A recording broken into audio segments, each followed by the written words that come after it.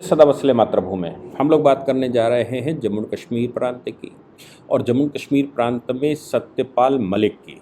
जम्मू कश्मीर प्रांत हम सब जानते हैं कि लंबे समय से बहुत सेंसिटिव प्रांत रहा है और इतना सेंसिटिव रहा है कि जम्मू कश्मीर विषय पर बोलने से पहले प्रत्येक व्यक्ति को सोचना पड़ता है। भारत में जरा सी गतिविधि होती है, जरा सी बात कही जाती है तो उसका सीधा प्रभाव इंटरनेशनली पड़ता है, यूएनओ पर पड़ता है, पाकिस्तान पर पड़ता है और चाइना पर पड़ता है। इसके अतिरिक्त देश विरोधी शक्तियां जो भारत में बैठी हुई हैं, अलगाववादी जो भारत में बैठे हुए हैं, उनके ऊपर पड़ता है। जब भी आप चाहे केंद्र सरकार को क्रिटिसाइज़ कर रहे हों या जम्मू कश्मीर सरकार को क्रिटिसाइज़ कर रहे हों या फिर आप पॉलिसीज़ को क्रिटिसाइज़ कर रहे हों, सेना को क्रिटिसाइज़ कर रहे हों, आप किसी की भी बात करें, उस समय निश्चित रूप से ये ध्यान में रखना चाहिए कि जम्मू कश्मीर हमारा वो सेंसिटिव हिस्सा है जिस पर 75 वर्षों से जो स्थिति नासूर बनाकर रखी थी, उसको सुधारने की जिम्मेवारी हम सबकी ही है। वो चाहे सत्यपाल मलिक हों, चाहे वो पूर्व प्रधानमंत्री हों, चाहे वहाँ के गवर्नर एन वोहरा हों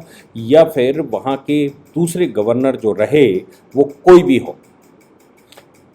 आप समझिए कि राष्ट्रपति और प्रधानमंत्री भी जम्मू कश्मीर में बोलने से पहले, राष्ट्रीय सुरक्षा सलाहकार जम्मू कश्मीर पर बोलने से पहले या फिर किसी भी मंत्री को जम्मू कश्मीर विषय पर बोलने से पहले सोचना पड़ता है, खासतौर से पॉलिसी वर्क पर, खासतौर से सेना के फंक्शन पर, यहाँ तक कि डिफेंस मिनिस्टर को भी सोचना पड़ता है। ऐसी परिस्थिति में अगर सरकार के जो मुलाजिम हैं या सरकार की तरफ से जिनको दायित्व दिया गया है, वो अगर बिना सोचे समझे स्टेटमेंट दें, भले ही वो दुश्मनी की वजह से दें, भले ही वो अपोजिशन की वजह से दें, भले ही वो सरकार को फंसाने की वजह से दें या फिर वो मोदी जी या उनकी कैबिनेट को टारगेट करते हुए दें, ऐसा कोई भी व्यक्ति अगर भारत को लेकर ऐसा कोई स्टेटमेंट देता है, चाहे वो किसी भी रूप में दिया जाए, तो आप सोच लीजिए उसका क्या प्रभाव देश पर पड़ेगा। सत्यपाल मलिक ने बयान देने शुरू कर दिए, करप्शन के बयान दिए।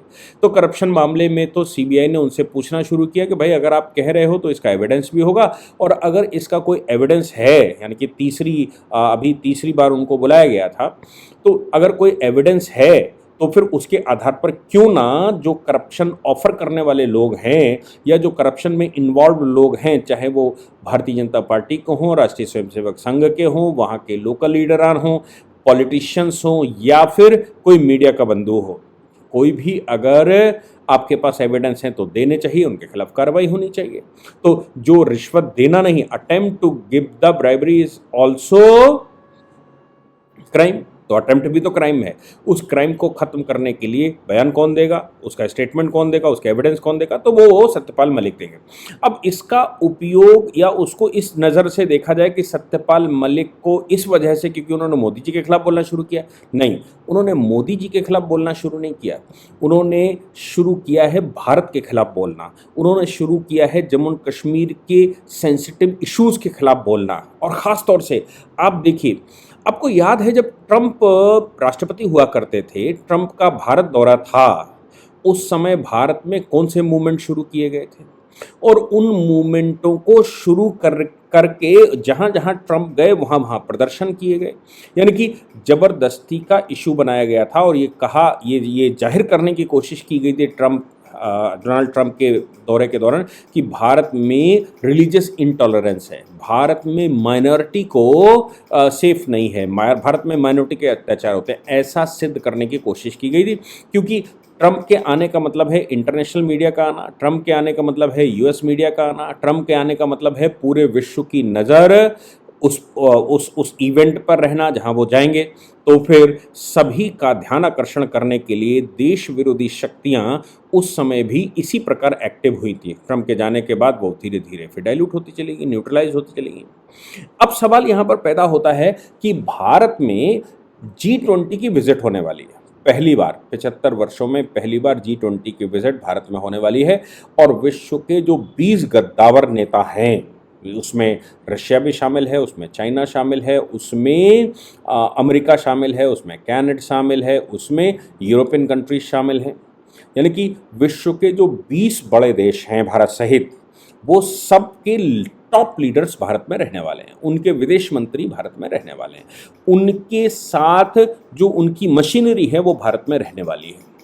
आप सोच सकते हैं कि अभी तक भारत में इतना बड़ा इवेंट कभी नहीं हुआ, अभी तक भारत को इतना बड़ा अवसर कभी नहीं मिला। आप सोचो कि एक बार अमेरिकन राष्ट्रपति भारत में प्रवेश करता था तो फिर यहाँ ये होता था कि भाई अमेरिका का राष्ट्रपति भारत में आ रहा है। रशिया तो हम मानते हैं बार बार आते जाते रहे, लेकिन अमेरिका और यूरोपियन राष्ट्रपति जब भारत में आते थे तो कोई ऐसा लगता था कि नहीं, भारत की धरती पर उन्होंने पैर रख दिया तो बड़ा भारत के लिए उपकार हो गया। आप याद करो ओबामा को, अपने प्राइवेट जेट में आते थे, रसोइया साथ में लाते थे, अपनी प्राइवेट सिक्योरिटी लाते थे। आप उनसे पहले क्लिंटन को याद करो, क्लिंटन कैसे भारत में आए थे। मतलब कहने का ये है कि भारत में जब यूएस प्रेसिडेंट आता था तो उस समय ये होता था, एक प्रेसिडेंट किसी बड़े राष्ट्र का इन G20 में से आता था तो देश भर में और विश्व भर में मैसेज जाता था, और पहले तो वो आते ही नहीं थे। और अभी तो 20 बड़े विश्व के नेता और उनके जो फॉरेन सेक्रेटरीज हैं वो सब रहने वाले हैं। भारत सरकार ने तय किया कि जो सेंसिटिव क्षेत्र बताए जाते हैं, जम्मू कश्मीर जिस पर पाकिस्तान क्लेम करता है, जम्मू कश्मीर जिस पर अलगाववादी क्लेम करते हैं, जम्मू कश्मीर जिसको लेकर कांग्रेस सरकार की पॉलिसी हम सबको मालूम है कि कैसे 370-35 से उन्होंने बना कर रखा था। जम्मू कश्मीर कम्युनिस्टों का तो ऐसा लगता है कि जम्मू कश्मीर के अलगाववादियों के साथ गठबंधन है, और जो भारत के अलगाववादी, अंदर से अलगाववादी रिलीजियस माइनॉरिटी के लोग, वो भी जम्मू कश्मीर के साथ अलगाववादियों के साथ खड़े दिखाई देते थे। भारत सरकार पॉलिसी नहीं बना पाती थी। मनमोहन सिंह तो के सलूशन निकालने के लिए बड़े आतुर थे। अगर भारतीय जनता पार्टी ने उस समय इनके मुखर रूप से इनकी खिलाफत न की होती तो शायद के सलूशन निकल आया था। के सलूशन निकलने का मतलब था कि जम्मू कश्मीर का लगभग 1.25 लाख स्क्वायर किलोमीटर ज़मीन पाकिस्तान को जा सकती थी।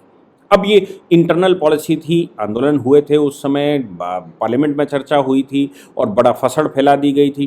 क्या उनके अंदर की सच्चाई है? क्योंकि सरकार ने उस समय कहा था ऐसा कोई सलूशन निकालने नहीं जा रहे हैं। यहाँ तक कि जम्मू कश्मीर के हिस्से पर जो गलवान का क्षेत्र है, उससे पहले 1962 का जो युद्ध हुआ, 62 के युद्ध में उन्होंने, चाइना ने हमारी बहुत बड़ी भूमि कब्जा करके रखी थी। तो सलमान खुर्शीद जिस समय विदेश मंत्री हुआ करते थे और चाइना हमारी तरफ लगातार बढ़ रहा था, और भारत की जो बाउंड्री की फोर्सेस थी, चाहे वो बीएसएफ की हम बात करें या सेनाओं की बात करें या जो अर्धसैनिक बल की कैटेगरी में आते थे और होम मिनिस्ट्री में आते थे, वो उनके इंस्ट्रक्शन लोग कहते हैं ऐसे थे कि साहब अगर चाइना 5 किलोमीटर आगे आ गया तो तुम 10 किलोमीटर पीछे चले जाओ, अगर चाइना फिर से 5 किलोमीटर आगे आ गया तो तुम फिर 5 किलोमीटर पीछे चले जाओ। ऐसी बाउंड्री रखो कि उनके और आपके बीच की डिस्टेंस 10 किलोमीटर रहे, और ये वापस आते जाइए। वो लगातार घेरते जा रहे थे, यहाँ तक कि अभी आपने स्टेटमेंट सुने होंगे कि हमारे यहाँ BRO जो बॉर्डर रोड ऑर्गेनाइजेशन है वो रोडें नहीं बनाता था। ऑर्गेनाइजेशन था, रोडें इसलिए नहीं बनाते थे कि इनका भय था कि रोड भारत सरकार बनाएगी और चीन उस पर अपने हथियारबंद दस्तों को चलाएगा, और हम क्यों उनको ऐसी सुविधा दें। चीन के लिए ऐसी सुविधा रखिए कि चीन अपने आप नेचुरली भारत में ना घुस पाए। आप उसके बाद आज की 2014 के बाद की सरकार ने लगातार BRO पर काम करना शुरू किया। उसी वजह से ये गलवान और आगे का क्षेत्र भी डिस्प्यूट में, मतलब उनके नज़रों में आया कि भाई ये भारत क्या कर रहा है, क्योंकि वो तो लगातार चल रहे थे और कोई बाउंड्री बनी नहीं थी, आपकी रोडें बनी नहीं थी, इसलिए वो ये मानकर चलते थे कि जहाँ रोड नहीं बनी है वहाँ वो रोड बनाएंगे और फिर वो उनकी हो जाएगी। यही सब भारत में चलता रहा। तो ऐसी परिस्थिति में भारत सरकार ने तय किया कि G20 का जो सम्मेलन भारत में हो रहा है, उस सम्मेलन को वो जम्मू कश्मीर में भी करेगा, उसकी बैठकें जम्मू कश्मीर में भी करेगा। अब आप सोचिए कि पूरा विश्व जम्मू कश्मीर में बैठेगा। जम्मू कश्मीर में पूरे विश्व के बैठने का मतलब आप समझते हैं? पूरे विश्व का जम्मू कश्मीर में बैठने का मतलब इंटरनेशनल लॉ में अगर आप कहेंगे तो जो लोग भी, जो कंट्री भी जम्मू कश्मीर को लेकर कोई बयान देते आए हैं, या जम्मू कश्मीर को इंटरनेशनल डिस्प्यूट मानते आए हैं, या जम्मू कश्मीर को भारत पाकिस्तान के बीच का डिस्प्यूट मानते आए हैं, वो सारे कंट्री वहाँ बैठक करके उसको रिकॉग्नाइज करने वाले हैं। अब जब वो रिकॉग्नाइज कर देंगे कि वो भारत के आमंत्रण पर भारत में हो रही G20 की बैठक में वो भारत के एक प्रांत जम्मू कश्मीर में बैठक करके आए हैं और जम्मू कश्मीर को घूम कर आए हैं, तो इंटरनेशनली इन 20 देशों की मीडिया क्या कहेगी, इन 20 देशों की जो सरकारें हैं वो रिकॉग्निशन दे रही हैं और ये 20 देश यूएनओ में भी प्रिवेल करते हैं। ये 20 देश कहीं ना कहीं जो सिक्योरिटी काउंसिल है उसमें भी प्रवेश करते हैं। ये हमें आज नहीं, बहुत पहले कर लेना चाहिए था। आपको याद होगा 370 हटाने के बाद विश्व के बड़े विदेश मंत्रियों को या जो डेलीगेशन है वो मोदी सरकार ने इनवाइट किया था और कहा था कि जम्मू कश्मीर की विजिट करिए, हमारे यहाँ जम्मू कश्मीर की विजिट करिए और जो पाकिस्तान ने कब्जा करके रखा उसको हमको वापस लेना है। भारत सरकार ने उस समय भी, जिस समय अफगानिस्तान में तालिबान तांडव मचा रहा था अमेरिका के खिलाफ और भारत से मदद मांगी गई थी, तो भारत सरकार ने उस समय भी अपना दांव चलने से पीछे नहीं हटा था। भारत सरकार ने कहा था कि जम्मू कश्मीर का वो हिस्सा जो पाकिस्तान के कब्जे में है उससे अफगानिस्तान का बॉर्डर लगता है, इसलिए वो हिस्सा अगर वापस मिलता है हमको तो फिर हम अफगानिस्तान में अमेरिका की मदद करने को तैयार हैं। यानी कि हम मदद करने को तैयार भी थे, लेकिन मेरी शर्त भी, क्योंकि हम हवाई जहाज से उड़कर वहां युद्ध नहीं करेंगे आपके लिए, हम जम्मू कश्मीर पाकिस्तान से अनुमति लेकर नहीं जाएंगे। क्यों? क्योंकि जम्मू कश्मीर हमारा अभिन्न अंग है, इसलिए हमें अनुमति नहीं चाहिए। आप अगर कर सकते हैं, हमें वहां ज़मीन दे सकते हैं, वापस करवा सकते हैं, क्योंकि वो मेरी ही ज़मीन है, वापस करवा सकते हैं, तो हम वहाँ पर बैठकर अफ़गानिस्तान को सीधा कंट्रोल कर सकते हैं और अफ़गानिस्तान में अमेरिका की मदद करेंगे। हालांकि वो सफल नहीं हुआ, लेकिन भारत सरकार ने ये करने से बाज नहीं आई, पीछे नहीं हटी। यानी कि भारत सरकार बिल्कुल दृढ़ थी कि जम्मू कश्मीर का वो हिस्सा जो पाकिस्तान के कब्जे में है वो हमारा हिस्सा है, इसलिए हमें पाकिस्तान से कोई अनुमति नहीं चाहिए और ना ही हमें किसी के दया की भीख चाहिए। ऐसी परिस्थितियां जब हमारे सामने थीं तो भारत सरकार ने ये G20 की बैठक जम्मू कश्मीर में रखकर 2-3 बड़े काम कर दिए। एक तो काम ये हो गया कि जम्मू कश्मीर में जो विरोध चल रहा है, जम्मू कश्मीर में वो स्वतंत्रता मांग रहे हैं, अलगाववाद मांग रहे हैं, वो सब पीछे चला जाएगा। दूसरा ये है कि जम्मू कश्मीर को रिकॉग्निशन पहले से है, मैं मानता हूं, क्योंकि यूएनओ में जिस समय हम गए थे, जवाहरलाल नेहरू यूएनओ में गए थे, तो यूएनओ के सिक्योरिटी काउंसिल में उन्होंने ये कहा था कि ये हिस्सा लीगली हमारा है, पाकिस्तान इसमें इंक्रोचर है, पाकिस्तान को समझाइए साहब, नहीं तो हमको युद्ध करना पड़ेगा। और उस समय सिक्योरिटी काउंसिल ने United nation commission for Indian Pakistan बना दिया था। जैसे ही UNCIP बना, उसने भारत में विजिट करने के बाद लाइन ऑफ कंट्रोल बना दी थी। तो लाइन ऑफ कंट्रोल जिस समय बन गई, उस समय LOC बनने के बाद आप समझ लीजिए कि फिर वो स्थायी लाइन आज भी इस लगभग स्थायित्व पर है। हमें ऐसा नहीं करना चाहिए था। उस समय के जो राजा हरि सिंह, उन्होंने भारत सरकार से कहा था कि सेनाओं की कमान हमको दे दीजिए, हमें और कुछ नहीं चाहिए, मुझे जम्मू कश्मीर का, मैं चीफ कमांडर था, आप उनकी कमान हमको दे दीजिए, हम ये जो हिस्सा पाकिस्तान ने कब्जा कर लिया हम उसको वापस ले लेंगे। लेकिन उस समय नेहरू जी ने कहा कि तुम एक्सेशन कर चुके हो, अब तो शेख अब्दुल्ला ही सब कुछ हैं, इसलिए शेख को तय करने दो। और शेख का क्या मूड था ये हम सबको मालूम है। अब सत्यपाल मलिक वहाँ के गवर्नर थे। आप समझ लीजिए कि जम्मू कश्मीर का गवर्नर बहुत सेंसिटिव व्यक्ति को बनाया जाता है। क्या सोचा था सरकार ने मुझे पता नहीं है। वो वरिष्ठ उपाध्यक्ष थे, राष्ट्रीय उपाध्यक्ष थे, राजनाथ सिंह जी जिस समय अध्यक्ष हुआ करते थे। तो पार्टी तो यही सोचकर काम करती है कि भाई एक आदमी जो राष्ट्रीय उपाध्यक्ष है पार्टी में, वो किसी न किसी तरह से लॉयलिस्ट है, देश का लॉयलिस्ट है, और भारतीय जनता पार्टी में है तो मतलब वो राष्ट्रवादी होगा। लेकिन उनको नहीं मालूम था, या उन्होंने पीछे उनको नहीं देखा। ये देखना चाहिए था कि इनका पीछे का इतिहास क्या है, पीछे कौन कौन सी पार्टियों में रहकर आए, पीछे क्या क्या गुल खिलाकर आए। ये अभी भी हिंदू हो पाए हैं, जाट ही बने हुए हैं। ये हिंदू हो पाए कि नहीं हो पाए, ये ज़रूर देखना चाहिए था। मुझे लगता है कि उन विषयों पर कहीं ना कहीं हमसे चूक हुई। ये कह लीजिए जैसा अमित शाह जी ने कहा कि निष्ठा परिवर्तन हो गई तब जब वो हमसे अलग हो गए, जब उनको गवर्नर की पोस्ट से हटा दिया गया तो वो उनकी निष्ठा बदल गई। मैं ये कहता हूँ कि ऐसी निष्ठा बदलने वाले व्यक्ति को क्यों लेना ऐसी सेंसिटिव जगह पर। सत्यपाल मलिक का ये जो बयान आ रहा है जिसमें लगातार उन्होंने ये कहा कि जो पुलवामा हुआ, पुलवामा में हमारी चूक थी, अब वो कहते हैं कि मैंने प्रधानमंत्री को कहा कि मेरी चूक थी, हमारी चूक थी, हमारी चूक से मतलब इंटेलिजेंस फेल हो गई थी। लेकिन दूसरी तरफ इंडियन एक्सप्रेस और एनडीटीवी को जब उन्होंने बयान दिए थे उसी समय, तब कहा था कि ये हमारी चूक है, मतलब उनकी चूक है। क्यों? जम्मू कश्मीर में एक्सप्लोजिव भरा हुआ एक ट्रक घूम रहा था, कई दिन से घूम रहा था, तो उसकी जिम्मेदारी किसकी थी? उसकी जिम्मेदारी तो जम्मू कश्मीर सरकार की थी। और जम्मू कश्मीर सरकार उस समय थी नहीं, क्योंकि जम्मू कश्मीर सरकार तो केवल गवर्नर था। As per the constitution of Jammu Kashmir, governor के पास एग्जीक्यूटिव पावर भी होती है, लेजिस्लेटिव पावर भी होती है और गवर्नर भी होता है। ये जम्मू कश्मीर के संविधान, चूंकि उस समय संविधान जीवित था जम्मू कश्मीर का, इसलिए जम्मू कश्मीर के संविधान के अनुसार पावर सारी उनके पास थी।